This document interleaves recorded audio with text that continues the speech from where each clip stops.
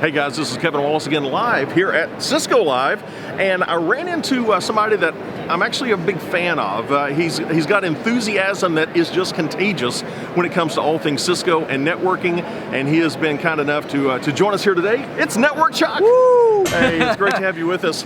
Well, wow, there's so many things that are running through my mind that I want to ask you about, but from some of the videos I watched, I know that you've got a lot, you're really encouraging to people that are just getting started in their career. They think IT is interesting, they've set up their wireless router in their home, and they plug some stuff in, and it seems like a thing to do. If somebody's going to go down this path, what are one or two things that they need to think about? How do they know that IT is for them as opposed to, yeah, I can hook up my printer? Well, that's a great question. So I guess my thing for you is if you are the IT guy for your family, maybe, if you're the guy who sets up the cell phones for your family and like, hey, they always ask you, they always call you when something's broken, it's a no-brainer. Go for it. Now, if you're not that person, you may not be that person, but you're just looking for a career, I would say pick a really baseline course and see if you like it. Actually, my sister-in-law, my brother just got married, and he's in IT. He's getting a CCNA. Hi, Cameron. But Sam, she's never been in IT. She's not really IT focused, but she's studying her A+ right now to see if she likes it. That's what I would recommend. Go for the A+ and see if IT is for you, because that'll give you a good foundation. Like, okay, it'll get you into desktops. It's grown since I've taken it, so I'm not even sure what else they cover, but I know it covers wireless and a little bit of networking, so it'll give you a good foundation to see if it's something you love, because with IT, and you say this a lot too, you have to love it. I mean, going down this path, you're gonna hit things that are hard. You're gonna hit things that you may not like. So you have to have that passion already in place. Yeah. Otherwise, you're just gonna fall out. You're gonna get burnt out. So that's for me. Like I've been burnt out in places in my career, which I'm sure you have as well. But it's the passion that keeps you going. It's the fact that you love IT. Like when you open up your CCNA book, your Network Plus book, and you start studying, you're like, oh, I understand this. This is so fun. It's unfolding before me. And then when you're on the CLI and you're programming a switch, I mean, it's awesome. You feel like a wizard. Yeah. So if you're just starting out, you don't know what path to take in your career, I would just give the A+ a try. From there, you mentioned the Network Plus. Network Plus is a really good starting point. It's to see if you want to go down the network path. Now, networking is not the only path. I talked about this on my channel, and I don't know if you talked about it before, about other paths like system admin. Oh, absolutely. So, I mean, there's not just networking, there's programming. You may be a wizard that wants to be a programmer, and we're all going to end up being programmers eventually. Yeah. But programming's a path. There's Microsoft, there's VMware. There is so many things you can get into. So the possibilities are limitless. Just find something you like, and like you said, follow your passion. That's going to be the difference maker for you, is if you find something you just fall in love with, and you'll have no problem learning it. I love that advice because A+, a lot of people discount A+, but it's as you were talking, I thought it's a sampler platter, really. Yeah. It's a sampler platter of all things IT. Yeah, I was shocked when I was helping somebody and found out that there's wireless on the A+. Yeah, how cool is that?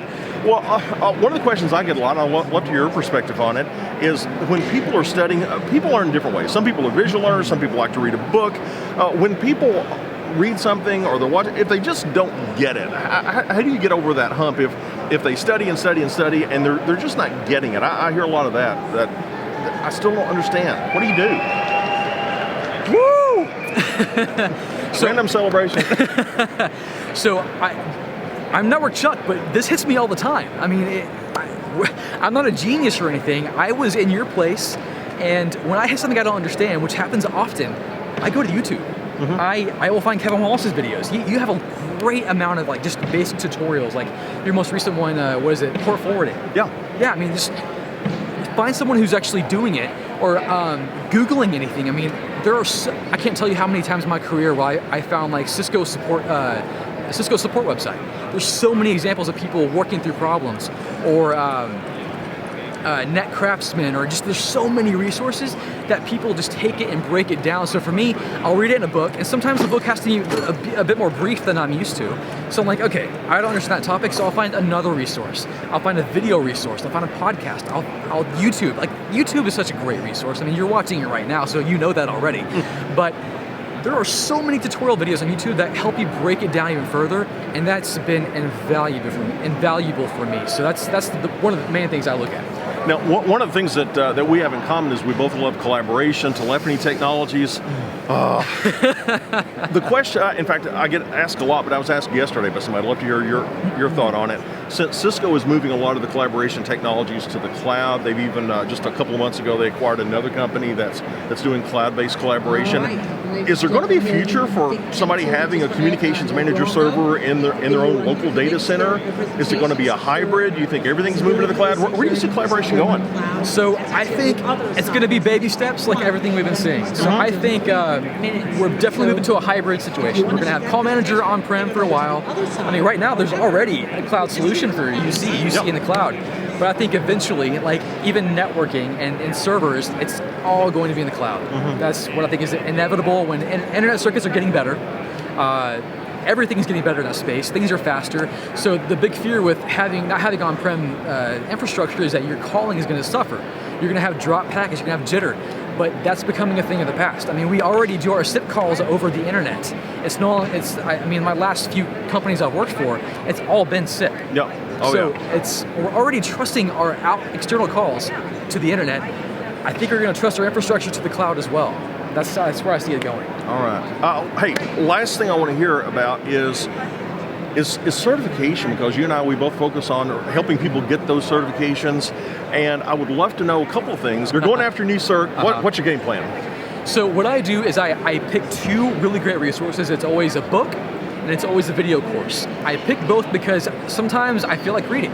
Sometimes I feel like watching a video, and it's not always at the same time. So video training is great when you're just like, I can't read anymore. You've been looking at your screen all day at work or something. So a video training course is you can kind of watch it in the background sometimes. So that's fantastic. But also the first thing I'll do is I'll go to whether the CCNA or it's the Network Plus, CompTIA A Plus.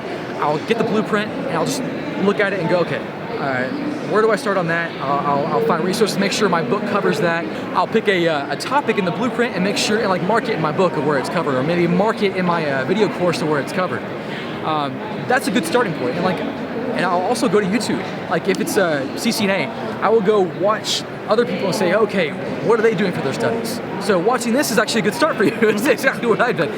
There was one guy I always followed, and I just wanted to give a shout out to him if he ever watches this, George Almazan. Dude, I watched your stuff all the time when I was doing my CCNA, my CCNP, just watching YouTube to formulate my own study habits, and then just to be have that encouragement was key. But I'm kind of droning on here, sorry. No, go for it. But the biggest thing I do is I'll figure out why I'm doing it. I'll maybe write it down, put on a Post-it, put it on my mirror, or tack it to my wall. Why am I getting the certification? What's my goal?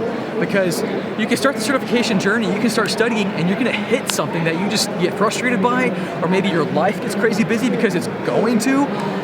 You gotta have that thing where you can look at and go, oh, that's why I'm doing this. And then it gives you that motivation and that grit to just dive down and do it more. So to kind of summarize, find your training resources, find your encouragement, find your passion, and you'll be ready to go.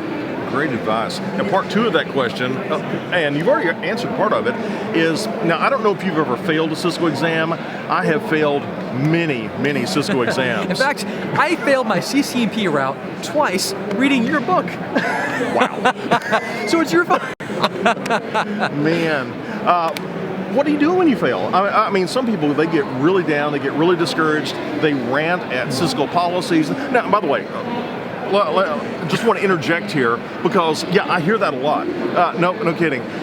The way it works is there's one team within Cisco that does test development. There's another team that does curriculum design, and they share a blueprint. That's their common point where they meet. They don't talk to each other. No, you would think that the people making the content are just like right there, like, oh yeah, that's going to be on the test. Oh, that's going to be on the test. No, that doesn't happen. No, you have these semi-generic topics, and they can go in any direction they want. So yeah, that's very common, and I'm about to answer the question for you. What do you do if you don't pass an exam? How do you handle that? So it's an emotional journey. So the second time I failed my CCNP route, it was a dark moment for me. I remember leaving the testing center, and I was literally like screaming at my steering wheel because I thought I had it. I was like, this was my test.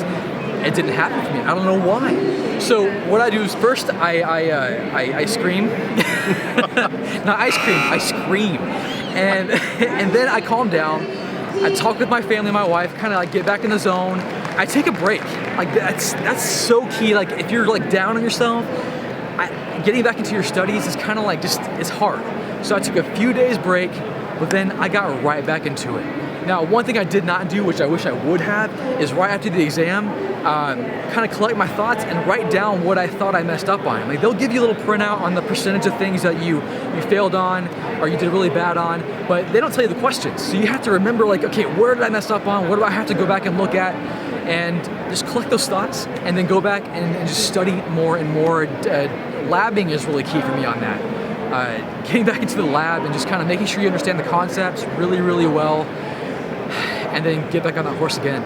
And the last thing I'll say on that is reschedule it as soon as you can. Like you say, like I always say when you're about to take your first exam attempt, or when you're just starting your Cisco certification journey or any certification, go ahead and schedule that exam. Maybe a month out, 2 months out, 3 months out, however long you think you got to do it. Get your study schedule down pat.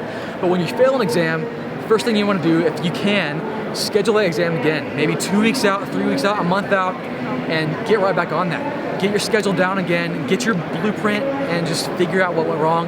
And that's what I did, and I did pass it on my third attempt. So thank you for the book. I'm going to say it was probably my bad. I didn't study hard enough. Okay, confession. After I wrote the book, I failed the exam. True story. And that's I think I had this conversation with Jeremy Chara too. That's amazing for me to hear. That an instructor will write the book or they'll create the training and then they'll go fail the exam. Because these exams aren't easy. No. I mean, they're extremely difficult. Like, you look at the exam topics, they're very vague when they list it. So you can only go off of like what did the last person create content for, and then what do you think will be on it based on the Cisco SR&D topics they write and their stuff. I mean, it's really hard to do content training for that. So don't be hard on your trainers, even though I just gave Kevin a little crap for that. But yeah, it's these things aren't easy. So if you fail, remember that failing is a part of it. I mean, even the best instructors, like double CCIE Kevin Wallace, will fail the exam. And so you had your CCIE collaboration or routing and switching when you failed the route exam? Yes, I did have my IE and I failed the route exam. Yeah, which is true. Super interesting, you know? Yeah.